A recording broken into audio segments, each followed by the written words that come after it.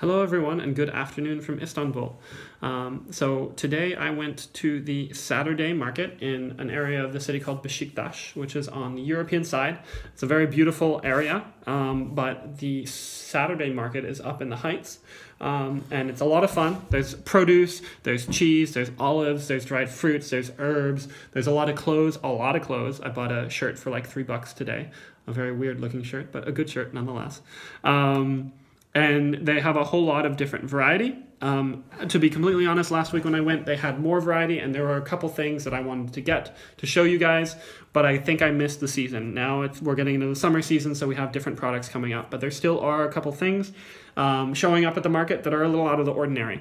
So I wanted to share with you guys one of those things today. So I have here with me something that's actually quite common to find in Istanbul, but is very rarely found elsewhere. Other parts of Turkey, yes, but in the United States, you very rarely find it. I'll show you what it looks like. So these guys are a little bit older, but this is, guess what plant this is? This is the chickpea plant, and these are some fresh chickpeas. Funnily enough, you can find these sold almost as snacks.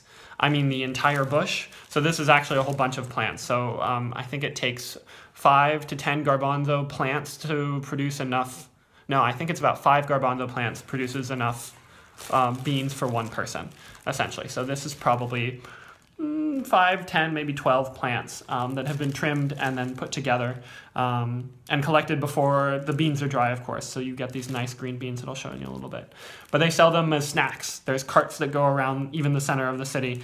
And I've seen guys just walking around with garbanzo bean plants in their hands, just picking them off and eating them like fresh peas.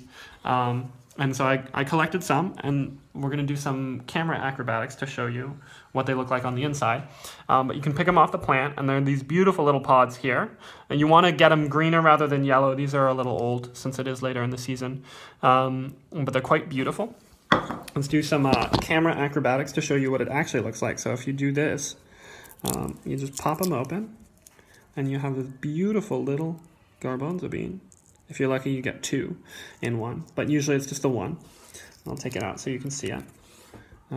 So it looks exactly like, wow, like a garbanzo bean, because it's a garbanzo bean. What else do you expect? But it's this beautiful, vibrant green color. Really, really pretty. And they're crunchy and delicious, and they have a really nice sort of sweet pea texture, but they taste probably in between a garbanzo and edamame.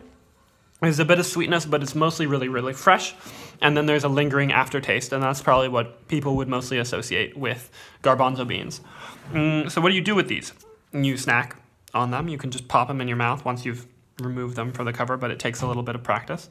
You can put them into salads, which is my plan for these guys, because it's a really nice, bright, fresh flavor, and they're very nutritious as well. But I've seen recipes for hummus using these. If you're into like raw vegan things, there's a lot of recipes because these you can just puree without cooking them. But there's different ways to cook them as well. Unfortunately, I'm not too familiar with other ways to use these because I like to just snack on them. But as I find out, I'll go ahead and update the video, the post to share more with you guys about this fun little legume bean, whatever it is. All right. So thank you so much for watching, and until next time, happy digesting.